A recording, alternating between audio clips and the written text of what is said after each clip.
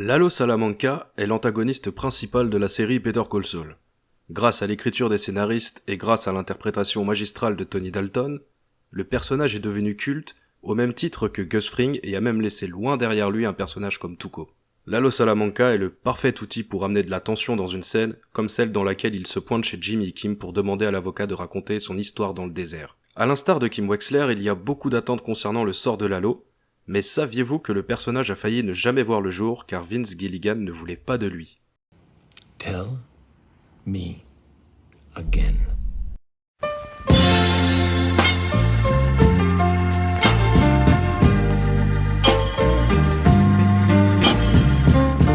La première fois qu'on entend parler de Lalo Salamanca, c'est dans l'épisode 8 de la saison 2 de Breaking Bad, lorsque Jesse et Walter enlèvent Saul Goodman et l'emmènent dans le désert.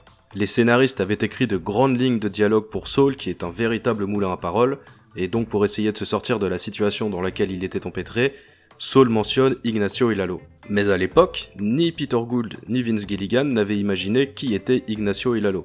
Ils étaient juste des prénoms balancés au hasard pour que le dialogue de Saul nous marque et qu'on ait l'impression que Saul avait une backstory riche et solide. Au moment d'écrire la série Better Call Saul, Gould et Gilligan se souviennent de ce fameux speech de Saul Goodman dans le désert, et ils s'en servent donc pour créer Ignacio Varga, Nacho Varga, vous l'appelez comme vous voulez.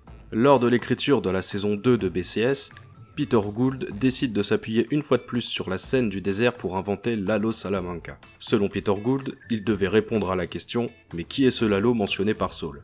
Mais Vince Gilligan n'était pas trop chaud car pour lui, toutes les personnes mentionnées par Saul ne devaient pas forcément apparaître dans la série. Selon Gilligan, il n'était pas nécessaire de répondre à toutes les questions.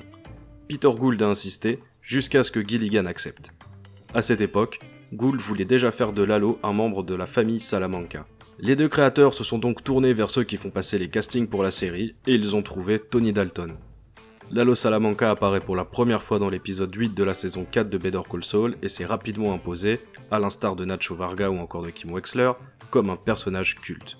Aujourd'hui, nous attendons d'en savoir plus sur le sort qui sera réservé à Lalo Salamanca dans la saison 6 de Better Call Saul, et a priori, nous devrons attendre la deuxième partie pour avoir nos réponses, à moins que nous l'ayons dès l'épisode final de la mi-saison. Mais dans le teaser de l'épisode final de la mi-saison, justement, on voit que Mike discute avec Gus et il lui dit qu'ils ont besoin d'avoir l'avantage sur leur propre terrain, sous-entendu qu'à Albuquerque, ils sont chez eux et qu'ils doivent contrôler la situation sur leur propre terrain, et cette phrase est très certainement liée au cas Lalo Salamanca. Donc à mon avis, le cas de Lalo est encore loin d'être réglé, mais ça, c'est un autre sujet. Je vous remercie d'avoir regardé la vidéo, qui n'était qu'une anecdote, c'est un format plutôt court, j'en ferai d'autres. Si vous voulez aider la chaîne à grandir ne serait-ce qu'un petit peu, vous pouvez liker la vidéo, vous abonner si ce n'est pas déjà fait, laisser un petit commentaire et partager la vidéo sur vos réseaux sociaux. On se dit à très bientôt pour du nouveau contenu. Ciao!